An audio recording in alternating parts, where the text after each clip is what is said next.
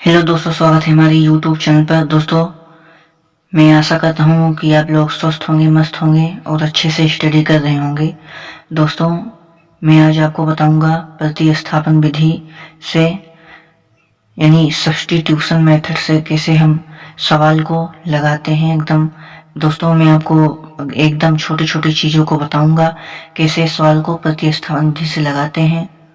और भागिएगा मत, वीडियो को स्किप मत कीजिएगा, नहीं तो आपको समझ में नहीं आएगा। तो हम चलिए शुरू करते हैं और एक एक सवाल को बताते हैं। दोस्तों, पहला सवाल है x प्लस वाई इक्वल 14 और x माइनस वाई इक्वल 4। तो चलिए हम पहला सवाल उठाते हैं और एकदम बेसिक चीज़ें बताते हुए सॉल्व करते हैं, आपको बढ़िया से समझाएंगे। तो x प्लस वाई इक्वल 14, इसे हम क्या करेंगे, इसे हम समीकरण 1 मानेंगे। मान लिए कोई दिक्कत नहीं, इसे मानेंगे x माइनस वाई इक्वल 4। इसे भाई समीकरण 2 मान लिए, समीकरण 2। अब क्या करेंगे भाई, प्रतिस्थापन विधि में क्या होता है, यानी ये तो x का मान निकाल लेते हैं, ये तो y का मान निकालते हैं और ले जाकर किसी एक समीकरण में पुट करते हैं, यानी समीकरण में पुट करते हैं x y का मान निकालने के बाद। तो भाई x का मान निकालते कैसे हैं, तो चलिए हम आपको बताते हैं। अब यहाँ लिखेंगे समीकरण, x का मान इसमें भी निकाल सकते हैं, इसमें से भी निकाल सकते हैं, नहीं समीकरण 1 से भी x का मान निकल जाएगा और समीकरण 2 से भी x का मान निकल जाएगा। तो हमें जो आसान पड़ेगा उसी से निकाल लेंगे। आसान तो पड़ेगा x माइनस वाई इक्वल 4। तो चलिए यहाँ लिखेंगे समीकरण 2 से।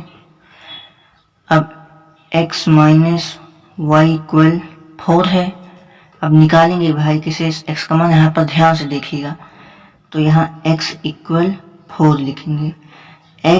तो x लिख दिए, x का मान हमें निकालना है।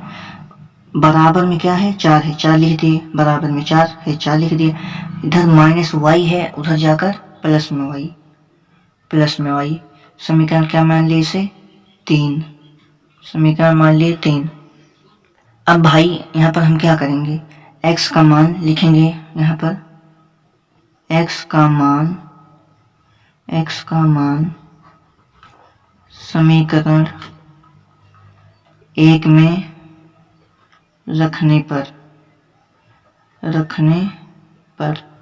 हाँ दोस्तों, ध्यान दीजिएगा, जब हम x का मान मतलब कि 1 में जब रखेंगे तो हमें y का मान मिल जाएगा। कैसे, चलिए दिखाते हैं। x का मान समीकरण 1 में रखने पर, समीकरण 1 पहले लिख लेते हैं। x प्लस वाई इक्वल 14 है, एक हम समीकरण लिख लिए। अब इसमें x की वैल्यू पुट करना है। x की वैल्यू क्या है, 4 प्लस वाई। तो x के स्थान पर क्या लिखेंगे भाई, 4 प्लस वाई, और ये प्लस और ये y यहाँ पर, और इक्वल 14। तो भाई यहाँ पर देखिएगा ध्यान से, यहाँ पर जो होता है, यानी जो चर पद होता है, यहाँ पर एक छिपा होता है। क्या होता है, एक छिपा होता है। 1 1 2, तो 2y हो गया। इक्वल में क्या है, 14। तो 14 को लिखे, इधर प्लस के 4 और उधर जाएगा तो माइनस के।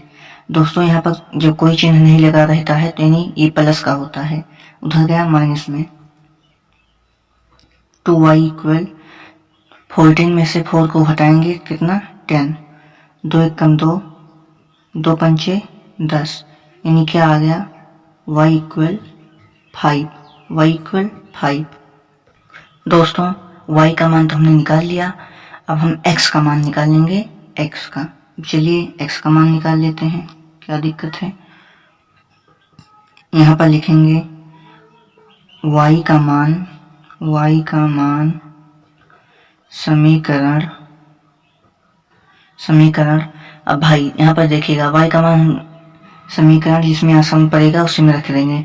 y का मान इसमें भी रख सकते हैं, 1 में, 2 में और 3 में भी रख सकते हैं, x का मान निकल जाएगा। तो हमें आसान क्या है 3, इसमें y का मान समीकरण 3 में रखने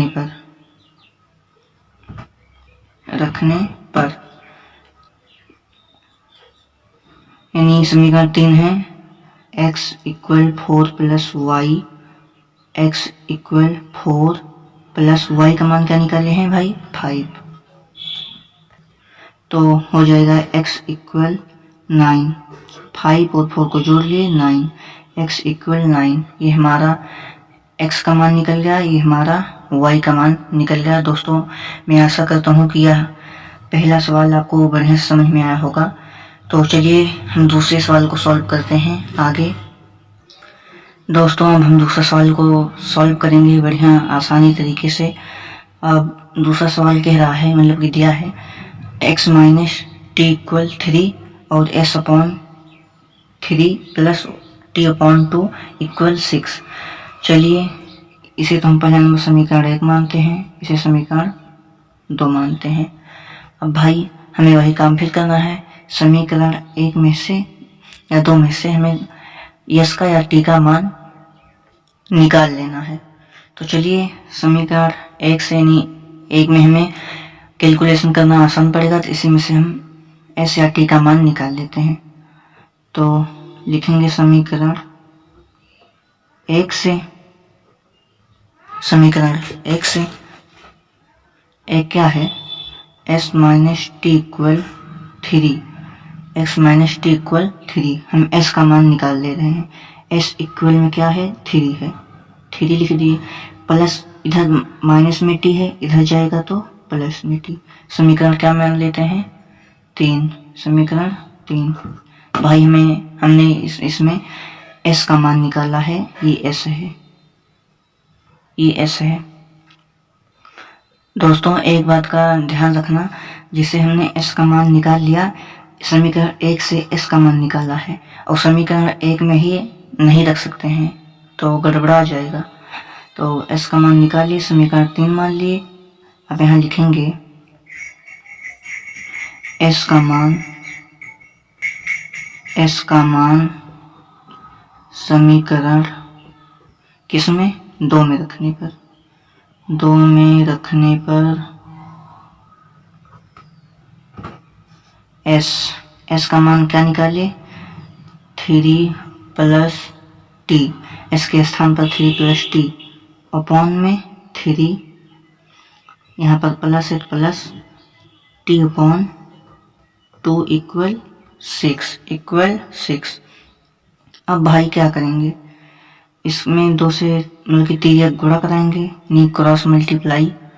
तो 3 का गुणा 2 में कराएंगे तो 6 और प्लस 2t, t में गुणा होगा तो 2t, प्लस इसमें गुणा करेंगे 3 का 3 में तो 3t, और यहाँ पर लासा लेंगे तो क्या आएगा, तो 6 आएगा, 6 लिख लिए, इक्वल में 6।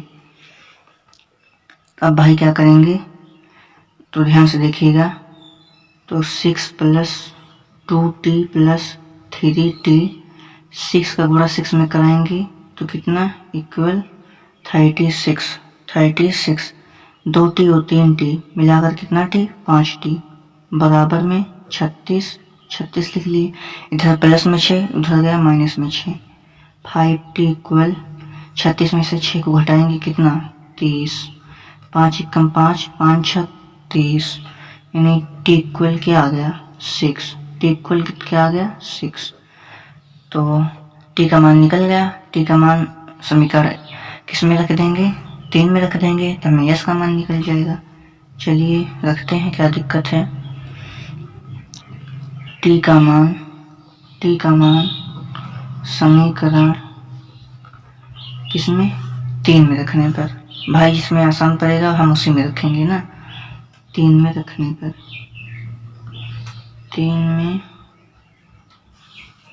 3 में रखने पर 3 क्या है, s equal 3 plus 6, s equal क्या हो जाएगा 3 प्लस टी का मान कितना निकाले 6 एस इक्वल कितना 6 3 9 एक्स मान 9 आ गया और टी का मान कितना आ गया 6। दोस्तों मैं आशा करता हूँ कि यह वीडियो आपको पसंद आया है। पसंद आया हो तो लाइक करें और चैनल को सब्सक्राइब करें और अपने दोस्तों के पास शेयर करें। दोस्तों मिलते हैं अगली वीडियो में, तब तक के लिए बाय।